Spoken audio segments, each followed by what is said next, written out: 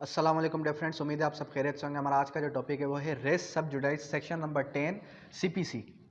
आज के इस लेक्चर के अंदर हम जो है इंट्रोडक्शन भी करेंगे और इस रेस सब जुडाइज की मीनिंग और इसकी जो एक्चुअल जो ब्रीफ इंट्रोडक्शन है या ब्रीफली इसको डिस्कस करने की कोशिश करेंगे।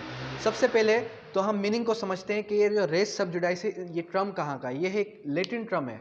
ये एक लैटिन टर्म है that means under judgment when two और more cases are filed between the same parties on same subject matter. तो इसका अगर सेम सब्जेक्ट मैटर इसेंशियल ले हम, सेम पार्टीज हो, फाइल्ड बिटवीन और जो है अंडर जजमेंट हो। अब देखें, आपका कोई भी एक ऐसा सूट है जो ऑलरेडी केस सूट जो है चल रहा है किसी भी कॉम्पिटेंट कोर्ट में। अब आप क्या करते हैं कि आप वही केस वही पार्टीज हो और आप जो है अनदर कोर्ट में जाते हैं रिलीफ लेने के लिए, या फिर आप जो है क्लेम करते हैं कोई भी टाइटल एक्सवाइजेड। तो कोर्ट जो है आपको कहेगी कि ये मैटर ऑलरेडी इन इशू है। इट मीन्स के आपका केस ऑलरेडी पेंडिंग है कोर्ट में, तो आप यहाँ पर नहीं आ सकते। इट मीन्स के रेस सब जुडाइस हमें ये बताना चाह रहे हैं। अब अगर हम इसकी मीनिंग को समझें, it is pendency of suit या फिर पेंडिंग ऑफ सूट, इसको हम पेंडिंग ऑफ सूट कहेंगे इन सेम कोर्ट और अनदर कोर्ट। या तो आप सेम कोर्ट में करें या अनदर कोर्ट में करें। It is mandatory not discretionary. ये डिस्क्रिशनरी नहीं है, ये मैंडेटरी है। There may be same parties और रिप्रेजेंटेटिव ऑफ पार्टीज। देखें, यहां पर एक क्वेश्चन अराइज होता है कि क्या सेम पार्टीज हो तो ही, या सेम पार्टीज के रिप्रेजेंटेटिव अगर हो जाएं।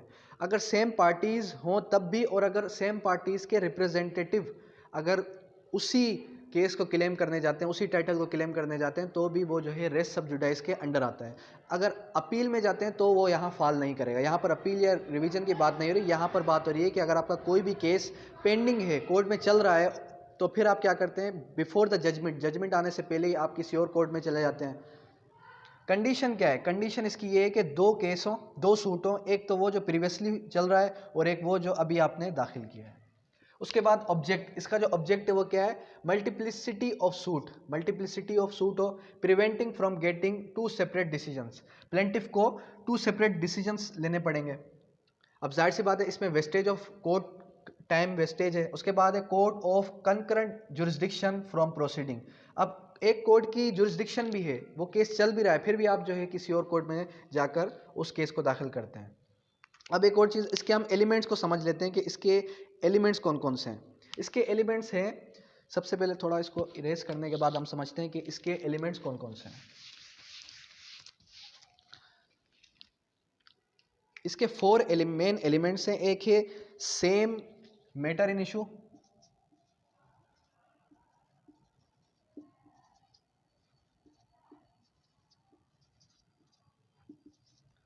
सेकंड है हमारे पास pending previous suit. Pending previous suit,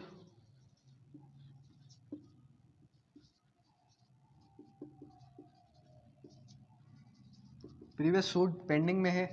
third है हमारे पास सेम पार्टीज। सेम पार्टीज का होना जरूरी है। पार्टीज के साथ, पार्टीज के अलावा अगर उसके रिप्रेजेंटेटिव आ जाए तो भी इसी चीज में फॉल करेगा। उसके बाद है कॉम्पिटेंट कोर्ट।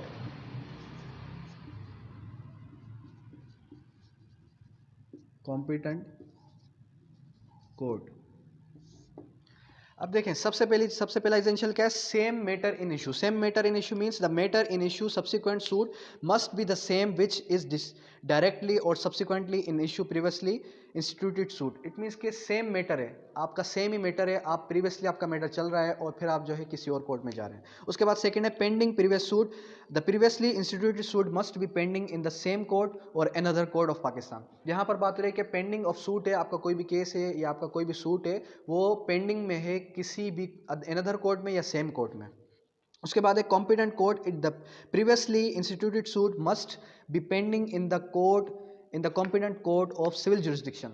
इट मीन्स के सिविल जुरिस्डिक्शन में कॉम्पिटेंट कोर्ट है सिविल जुरिस्डिक्शन की, फिर भी आप जो है क्या करते हैं, आप किसी और कोर्ट की तरफ जाते हैं। सेम पार्टीज, यहाँ पर बात हो रही है कि या तो सेम पार्टीज होंगी, टाइटल सेम है, और या फिर उनके रिप्रेजेंटेटिव वही केस लेकर आते हैं, तो भी वो जो है रेस सब जुडाइस में फॉल करेगा। अब आते हैं कंक्लूजन की तरफ कि हमने इससे सीखा क्या। इट मीन्स के no person shall be question twice no person shall be question twice for the same cause of action. Same cause of action, same ही मसले के लिए एक ही बंदे को 2 दफ़ा बुलाया नहीं जाएगा, एक ही बंदे को 2 दफ़ा क्वेश्चन अराइज नहीं किया जाएगा by the competent court. So this was a lecture of res sub judice. Thank you, that's all.